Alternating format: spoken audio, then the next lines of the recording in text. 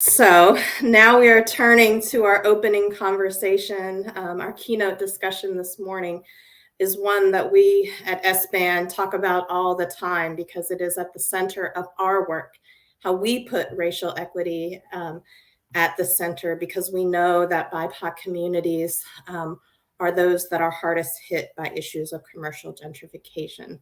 But we also understand that the impacts of gentrification nor the ability of communities to respond are even, and that we need to understand how different communities experience and respond to these pressures, as well as how they might work together to build greater cross-racial solidarities.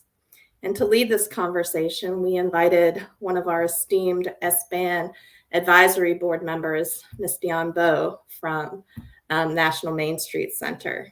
So Dionne, if you can join me on stage here, I have the pleasure of introducing someone who plays such a key role in expanding technical assistance at Main Street, offering in terms of leading the retention and growth of Main Street America's city coordinating programs, the Big City Network, and designated neighborhood commercial districts. Prior to this, Dionne served as the director of Urban Maine, an initiative developed at the center to broaden its offerings and engagement in urban neighborhood commercial districts. She has over 2 decades of experience in project coordination in the fields of urban economic development and commercial district revitalization, and is such an important part of our work. So thank you, Dionne. Thank you, Dr. Willow, for inviting me, and thank Tatiana again for that fantastic, beautiful poetry that she just graced us all with to talk about her work. Racial fairness in small business anti-displacement work is the main topic of today's session. We will hear from professionals about their work with BIPOC and immigrant communities, as well as the possibilities they see for advancing racial justice and creating cross-racial solidarities through advocacy and anti-displacement policies. Before we get into the work, I would like to introduce our speakers. We'll be joined today by Marla Bilonick. She is NowCap's president and CEO, and also serves as the CEO of NowCap's subsidiary asset management company, Ascalara Community Investments. Marla is a seasoned veteran in the arena of economic and community development. She brings over 20 years of experience in small business development and community-based financial services and international aid, with an emphasis on Latin American and a U.S. Latino population.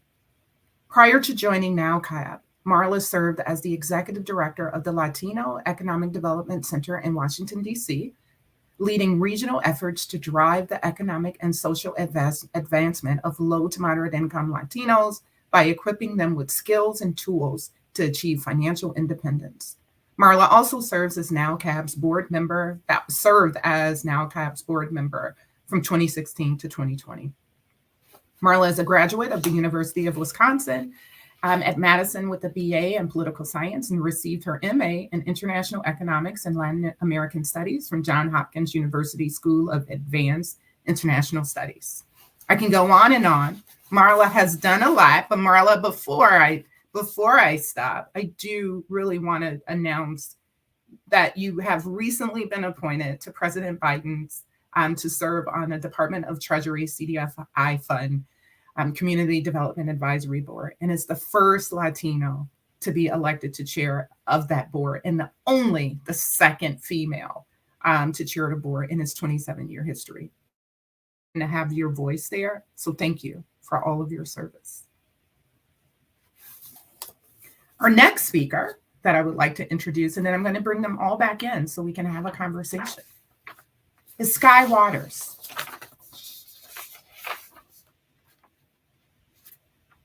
Sky Waters is a community development manager with the Native American Youth and Family Center, NAYA, a nonprofit whose mission is to enhance the diverse strengths of youth and families in partnership with the community through cultural identity and education. At NAYA, Sky is responsible for supporting Native American entrepreneurs and businesses to succeed. He is currently coordinating an 8-week business training class, providing one-on-one coaching, and running 3 vendor marketplaces. Talk about on-the-ground work. Prior to NAYA, Sky was a research associate on the capital markets innovation team at Fisher Investments, an investment management firm where he delivered actionable investment analysts to the investment policy committee, the firm's top decision makers, and served as a data expert to the firm and clients. Naya, thank you so much for being here today and your grassroots commitment to this work and working with the Indigenous community. And our final speaker, Seema Agnani. Seema serves as the Executive Director of the National Coalition for Asian Pacific American Community Development, National Capacity, a coalition of 100 community-based organizations that advocate for and organize in low-income Asian American and Pacific Islander communities towards a vision of economic and social justice for all. She has more than 25 years of experience in community development, capacity building, and immigrant rights. She was a founder and executive director of CHAYA CDC, working in South Asian communities of New York City, leading the organization during the Great Recession and the aftermath of the attacks of 9/11. She began her community development career as a project manager with Asian Americans for Equality. Later, she serves as the lead coordinator from the Fund for New Citizens at the Trust, a donor collaborative focused on immigrant city. She also served on the Consumer Financial Protection Bureau's board. Seema is originally from Chicago, my hometown, metro area, where her parents immigrated to from India. Thank you all for your service and for being here. Before we jump into the conversation, there is something that I would like to say, and again, as I've thanked you all for being here, it is clear from your backgrounds and your bio, you've been advancing racial justice and far long before the racial movement and equity movement became part of public discourse. I appreciate your dedication and perseverance in standing out against injustices that our communities experience and offer solutions. So let's jump into the panel, and I have a question for you guys. My first question is, can you please talk about how each one of your individual organizations advance racial equity through your work?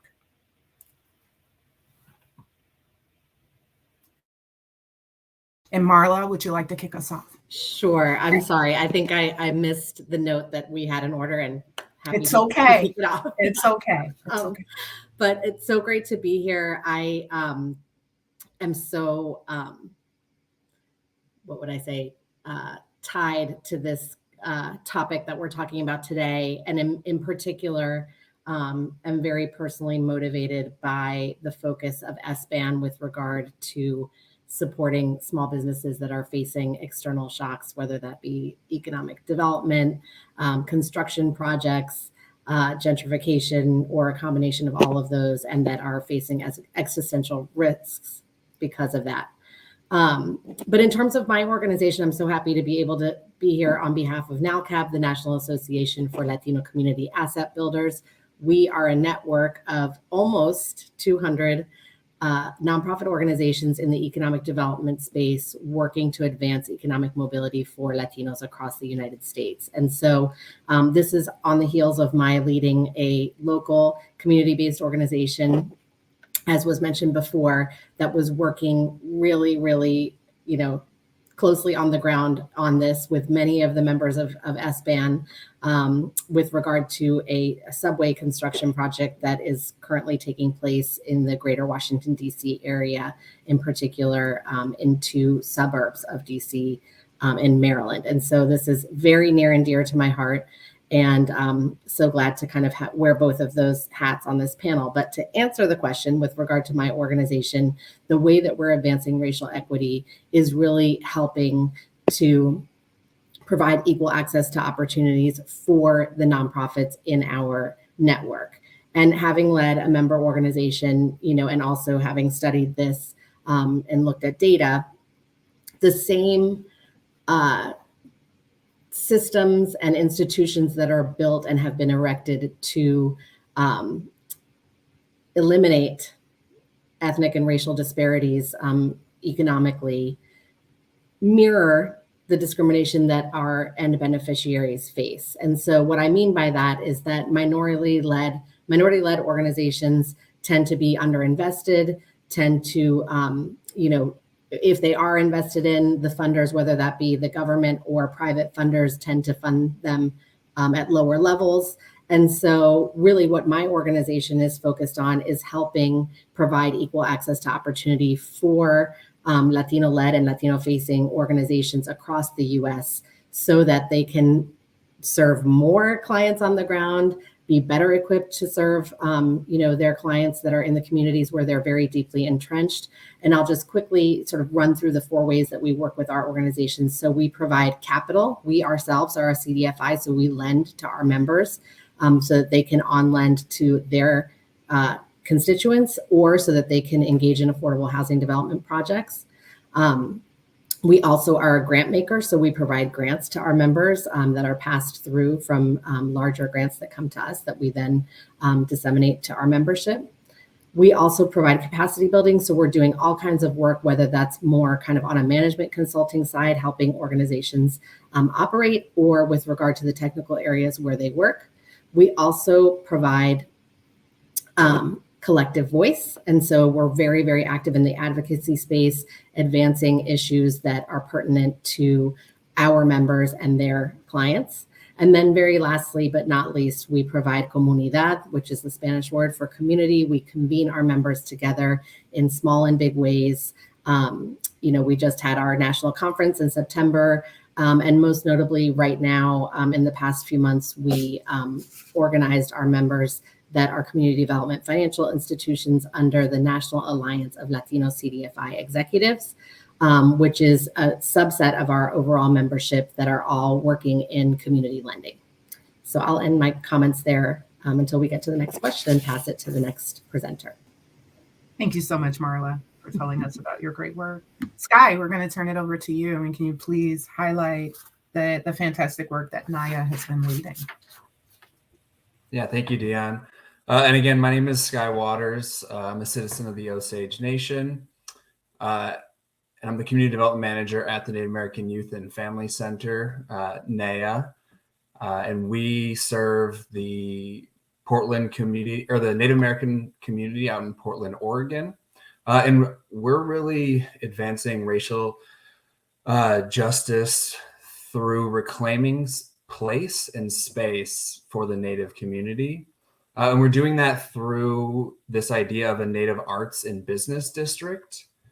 And really that all starts with our campus. And it's located within the Cully neighborhood out in Portland, if anyone knows the area.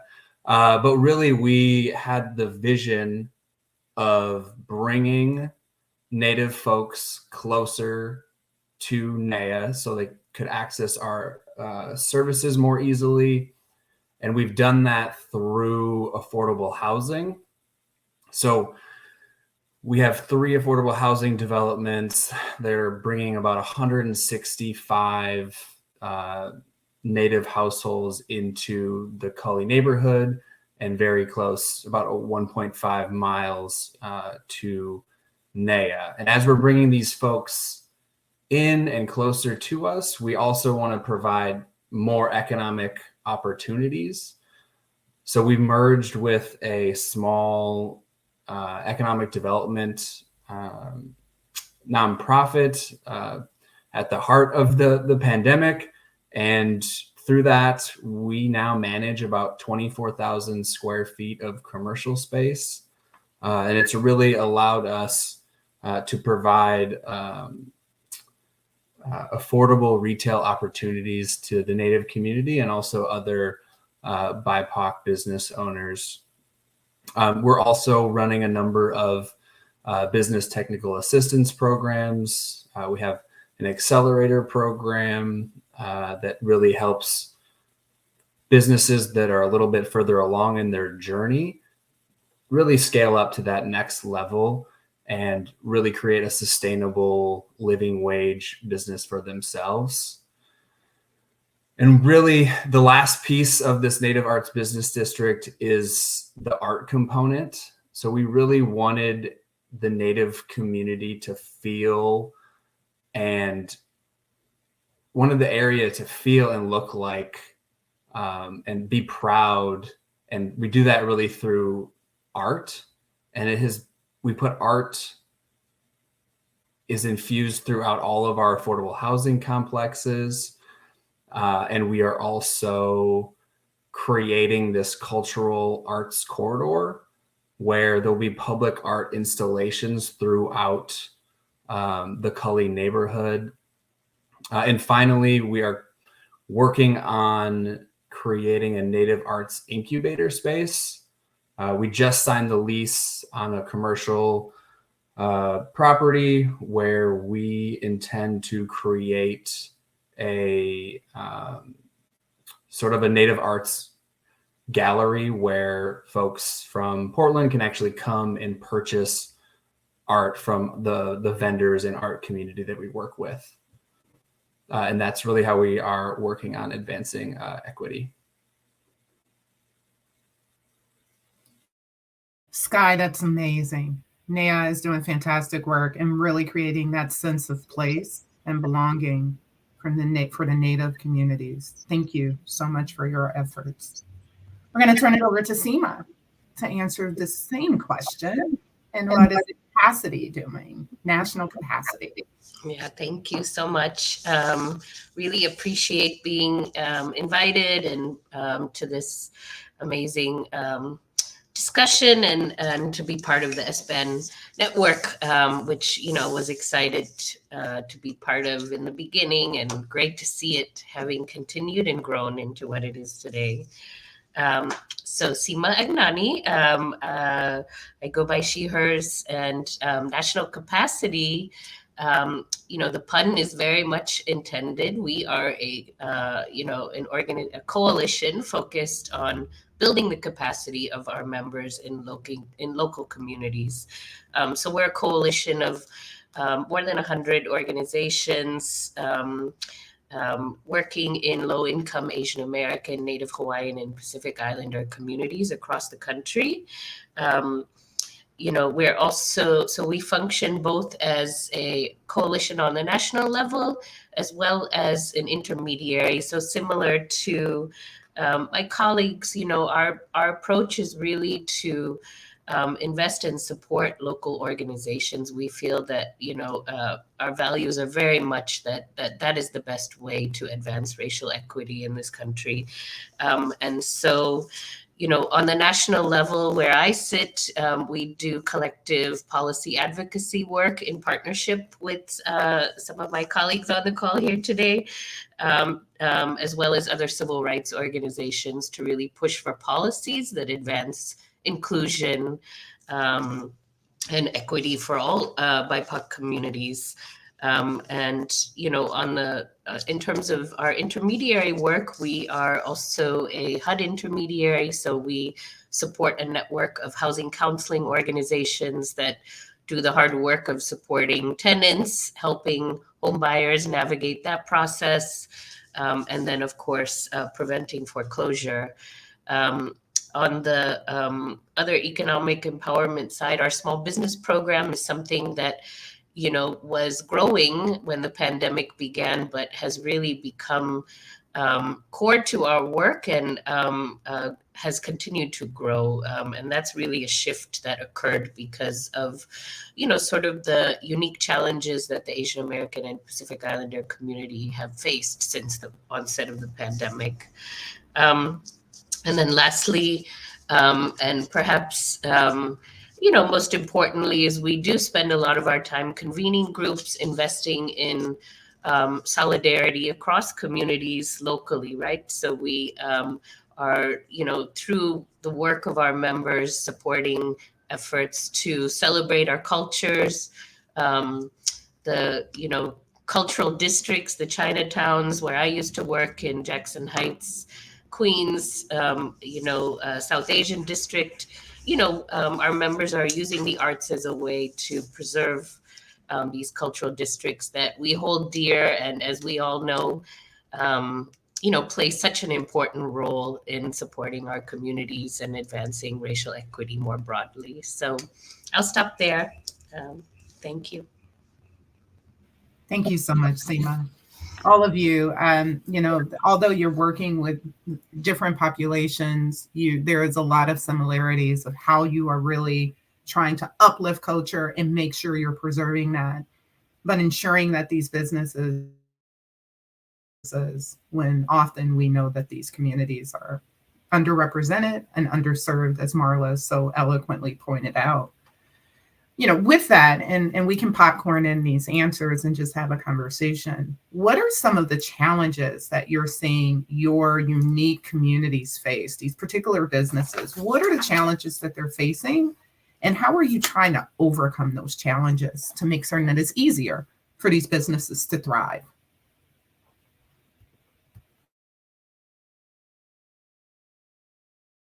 And whomever wants to kick it off.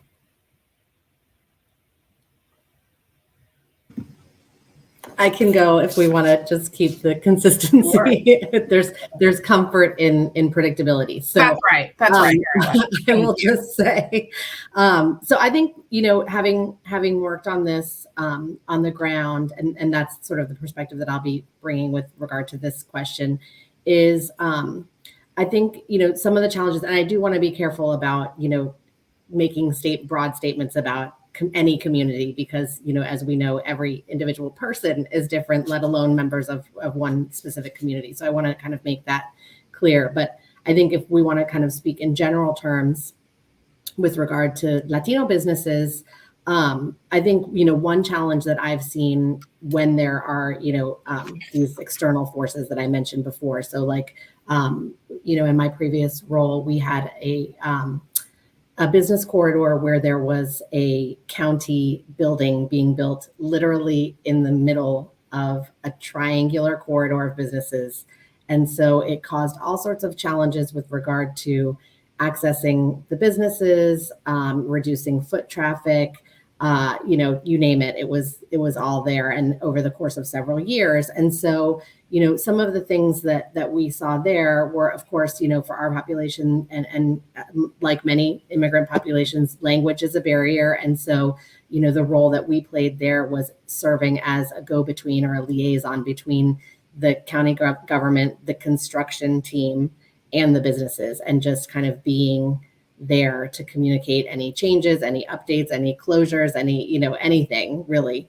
And then, other challenges, that I know are faced by other members on the call, communities that we all serve, access to credit. So when you're in one of these vulnerable moments in your business life cycle where there is one of these external shocks, you may need an infusion of credit or a line of credit to, buffer some of these things that used to be smooth, or smooth out some of these rocky bumps. And so that's also a challenge, and that can be tied back to having, no business credit, no personal credit.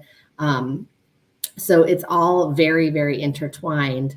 And so I would say that has been sort of my experience of what I've seen. And I know the groups that work in equitable neighborhood development, which is sort of a technical area that NALCAP focuses on, have echoed some of those challenges as well. But yeah, I would just kind of leave it at that. I know we're like speeding through this time, so I want to give my colleagues, time to share as well. But that's, something that I've experienced and seen. Thank you, Marla.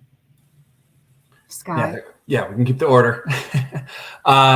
So for the businesses that I work with, one of the more unique challenges is just for Native and Indigenous business owners, how you're kind of operating in like a capitalistic like society and system, right? Like the relationship to money is challenging. I think a lot of the businesses that we work with, they're ultimately ending up selling like art or something that's like cultural and like of a greater significance, and then putting a dollar amount on that is something that folks struggle with. So pricing and like starting to make a lot of money is like a challenge for our community, and just how to like work through all of that, all the feelings and all of the stuff that comes along with that. And really, we have worked, at least our solution to this, or at least try to help the businesses that we're working with, is to find businesses that are or have been, you know, a little bit further along or more successful in their business journey, and really having those folks share how they dealt with those same sort of feelings and kind of work through those themselves. Thank you, Sky. And Seema. Sorry, trying to address the sound issue. Yes. So I think, you know, so we work with a pretty diverse population: Asian Americans, Native Hawaiians, Pacific Islanders. Even those are very broad groups that includes a pretty diverse range of communities. So, you know, I think, you know, within the Asian American community specifically, you know, the impact of the pandemic was particularly difficult for those, you know, from the East Asian community, or perceived to be East Asian. You know, a lot of those communities were hit pretty hard because of the impact of COVID, like all other communities, but also because of the rise in hate, you know, incidences and increased discrimination against our communities. And so, you know, pretty early on, you know, as early as January of 2020, a lot of those businesses, you know, the Chinatowns were, you know, they were like ghost towns for a little bit.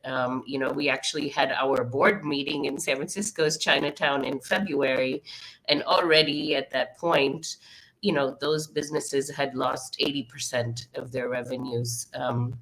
And so, you know, and also the research has shown our communities are having a harder time in terms of the recovery, the small businesses and particularly micro enterprises in our communities. And so the recovery has been slower and the impact has been longer. And so, you know, the part of our challenge has also been that we don't have the CDFI infrastructure needed to get the capital to our communities the way we would have liked to. And so that's the challenge we are working on as an organization and as a community.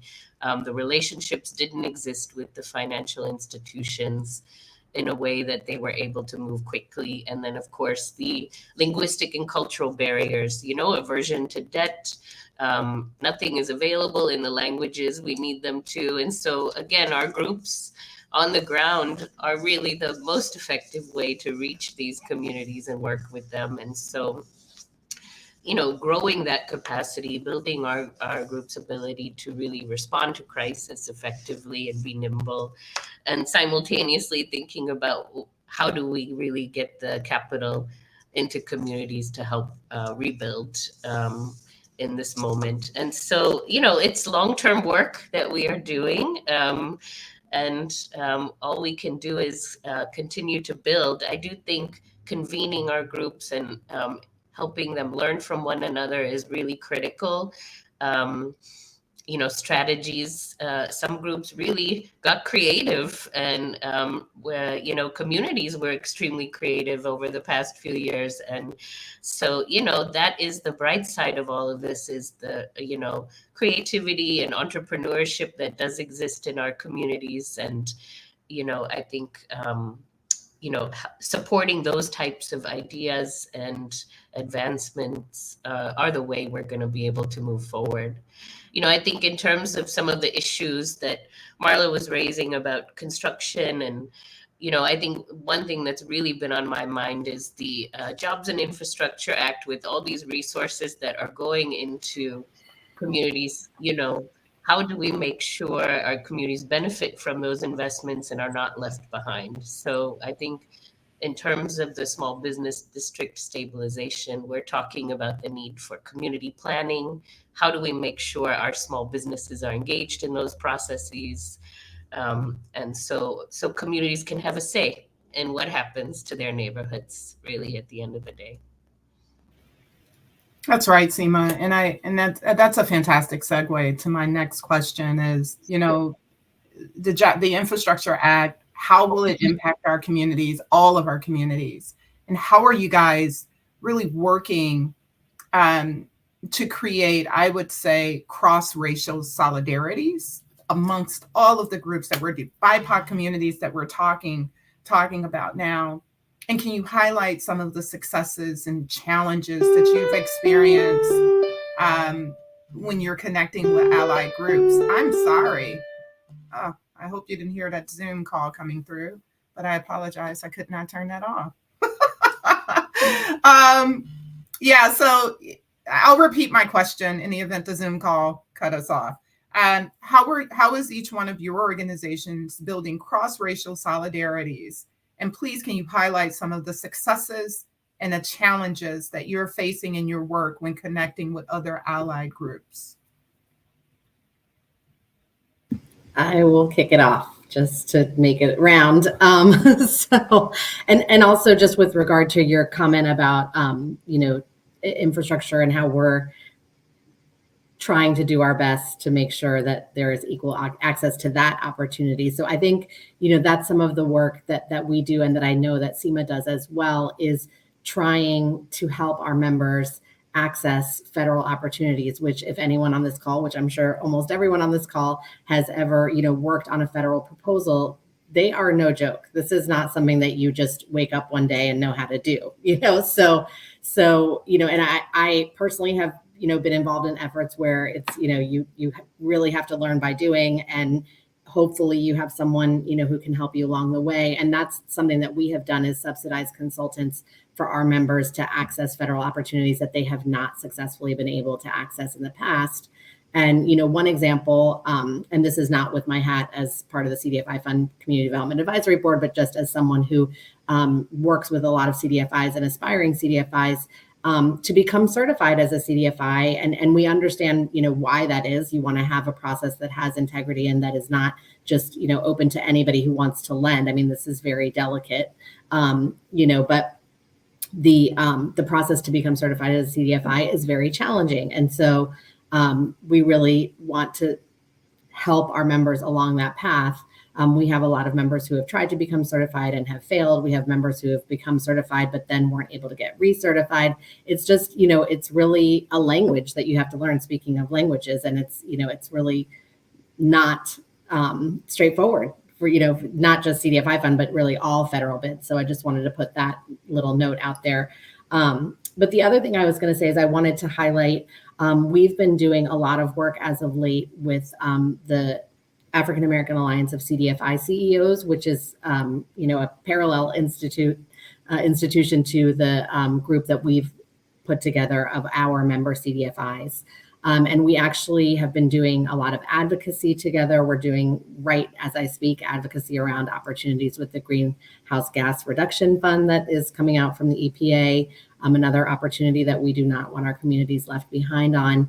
And we also successfully fundraised together. We were able to get a $25 million investment from Bank of America, which we split down the middle, and that we showed up at the table together for. So that is probably the very best example that I have of us, working and trying to, build a coalition of coalitions.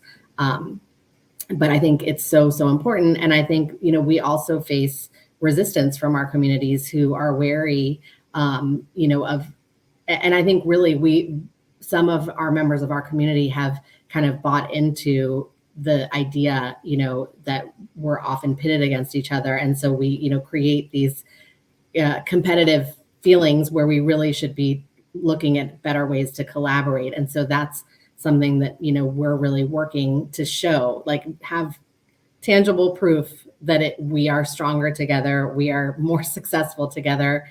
We're, harder to beat down together. And so, that's, an ongoing part of our work that we're really trying to build up.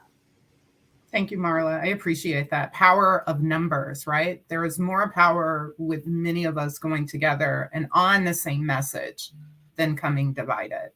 Sky, would you like to join in? Yeah, so I'll talk about a project that we have ongoing like right now. So fingers crossed it's a success. We actually just presented the final, or had the final presentation to City Council last night. So they're going to vote on this in like a week or so. So hopefully it passes. But in 2018, 7 nonprofit organizations came together to really rethink and reimagine what tax increment financing could be. So we decided to explicitly, like this TIF district that we're going to create is explicitly to prevent displacement and to create opportunities for BIPOC communities. And then 2 is that there is this community-led component. So the governance is completely different. Like we had to create a governance charter outlining everybody's roles and responsibilities. So it was really exciting. Took 4 years. It was through a pandemic. It was very challenging. And I think one of the good things that we did in that process was we did a lot of pre-work. So we really spent like a lot of time defining like what we wanted to do, just like building relationships. We created a charter outlining like purpose, responsibilities, all of these things. So I think that was a good thing to do. And I would recommend doing that for any like big group gathering. And I think just having the time as well, like you need to put in like, we had so many deadlines that we're like, okay, we're not ready. Like, we need to do community engagement and we need to do it the right way. So we pushed back some of these, not made up deadlines, but they were sort of like self-imposed. And I think it was to the benefit of the entire project. And I think then a challenge of being over such a long period of time was new people come in and out. So like educating folks that come into the space, and then also with those people changing, like priorities shift, right? And keeping everybody in alignment was challenging. But we had a number of times where we like paused the entire project and had, like a halfway retreat just to like recenter ourselves, revisit the charter, like revisit our purpose. And I think that really helped with creating a great project. And hopefully this passes City Council in the next couple of weeks.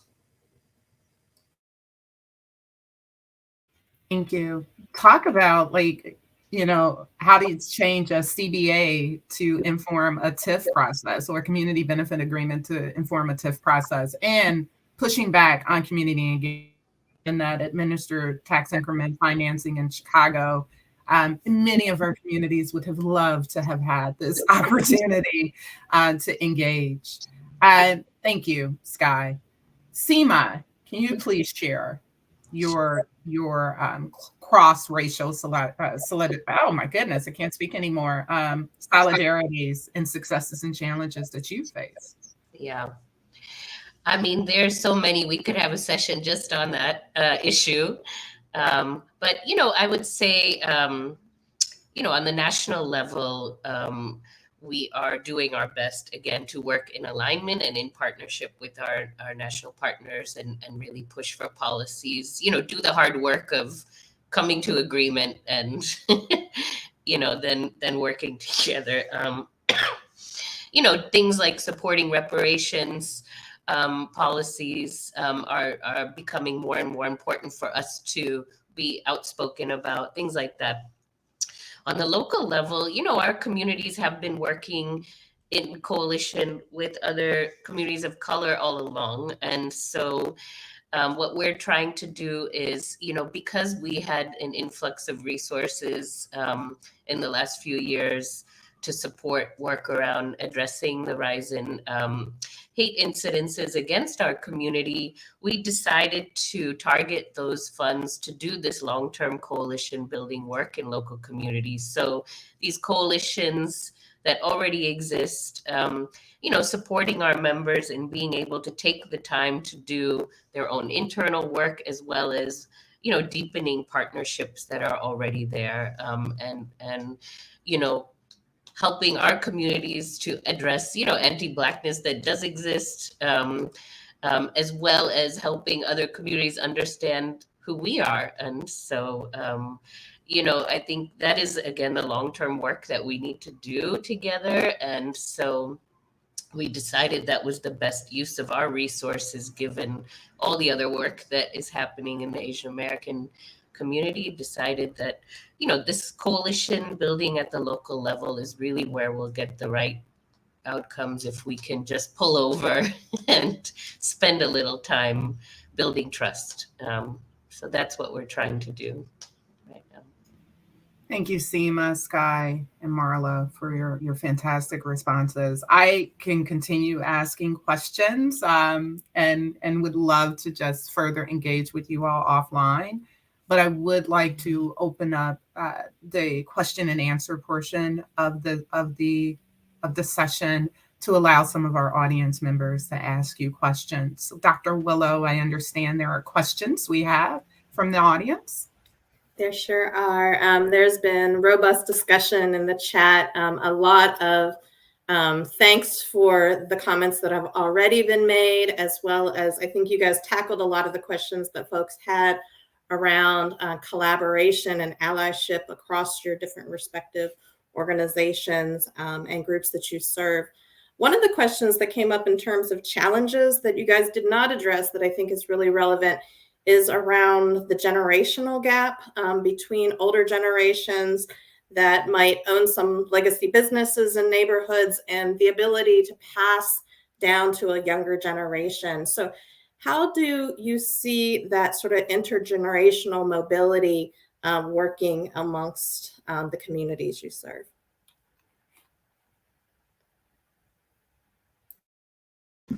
I'll just go just because we've gotten into this rhythm, but I'll just quickly say, I think a challenge that I have seen is a reticence or, lack of interest from the younger generations to take on the family business. And so I think that poses a really complicated challenge around sort of how do we not lose an asset that a community or a family has spent so much blood, sweat, and tears building up. Are there other ways of approaching it? And I don't have the answer to that, but that's something that I've seen, play out partially because the family has been so successful through their business that they've been able to put their children through higher education. And it just may be that the child's or the children's goals are not aligned with running the family business. And so, how to connect that or how to keep that within even just the community, like how is that communicated to community members that there's an opportunity to, own an asset within the community. So. I think the only thing I would add is, I think the goal of preserving these commercial properties for small businesses, right? If we expand our definition of what is family, to include the broader community, maybe it's not the immediate, children who take up the business, but can we keep these businesses in the community and continuing to serve the existing local residents, really? So thinking about how to stabilize the commercial properties as rents continue to rise, I think is part of the answer. Thinking about shared ownership models is, of course, the ideal, but difficult work for workers to take on these businesses.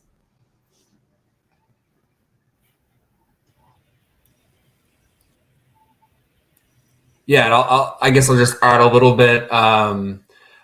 We see more people are just sitting on the commercial property and not wanting to do anything with it.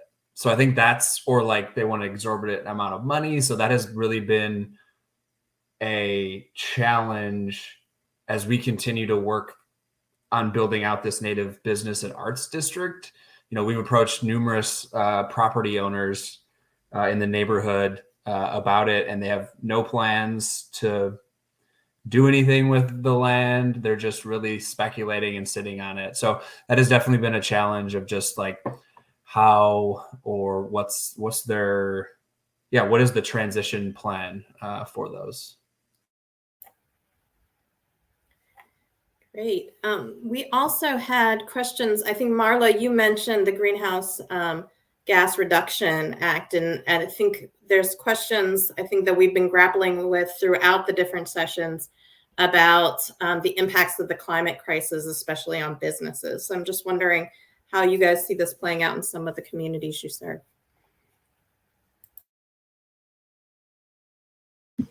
I know we're short on time, so I'll just make one quick comment, which is around, capacity building and education to community building businesses around,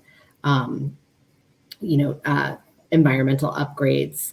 I was part of a conversation or a working group earlier this week where we were talking about how, unless it's at the start of a business or when, a piece of equipment breaks or, needs to be replaced, those are kind of the intervention points where conversations can be had around, upgrading, to green appliances, but that, just the nature of small business is so in the day-to-day that it's really challenging to kind of get over that hurdle of kind of the education piece of why it's important. When, for most small business owners, like whatever is in front of the small business owner in that 5-second moment is what's most important.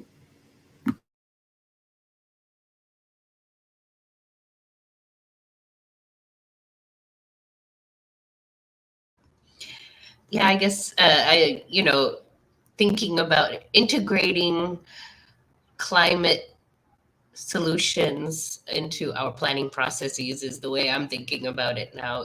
How do we, as we implement planning on the local level, how do we bring that obligation we all have into the process and help communities think about what we can all contribute to, things like reducing emissions and the retrofitting work that needs to happen. So. Yeah, and I guess just out in Portland, specifically for the Native community, there's really like a pipeline issue where we don't even have the businesses or construction folks that can do some of these, green upgrades and efficiency improvements. So I know there's another nonprofit in the Portland area working on building out a program to really build up those businesses and build up their expertise and really help them, capture some of the funding and some of those projects in the future. Great. I think we may have time for one more question. So I'm going to direct this one to Sky. There was a lot of excitement about the work that NAIA is doing in Portland and some questions around the kind of collaborations that you've had between the Native communities there and the local government and how you've been able to support that relationship with your local governments. Yeah, we have pretty strong relationships with the city, the county, and the state. So honestly, those relationships were built over, 40 years that NAIA has been around, and they really, came to shine in the pandemic. Those partners really leaned on us to reach the Native community and the business community as well. And we were able to get out about $1.4 million in small business relief funding. So I think like that just highlights the trust that those, and we got funding from each one of those sources to provide technical assistance and those grants. So I think, yeah, we had built those over a long period of time and through a lot of other contracts and other work.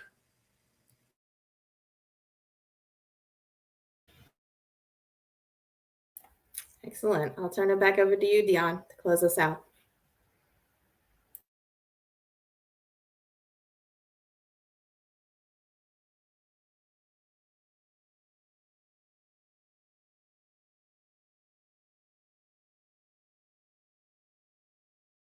Oh, I was muted. I apologize. Dr. Willow and SBAN for putting this conference together, inviting all of the attendees and highlighting the fantastic work that these professionals are doing on the ground. I'd like to also thank our panelists, Marla, Sky, and Seema, for sharing their work, their experiences, their challenges, their successes that they're seeing leading this work. Thank you all for attending this session today. We really want to encourage you to enjoy our sound bath meditation before our next session, Strategize to Win, which will begin at 12:15. Thank you, everyone. Have a fantastic day.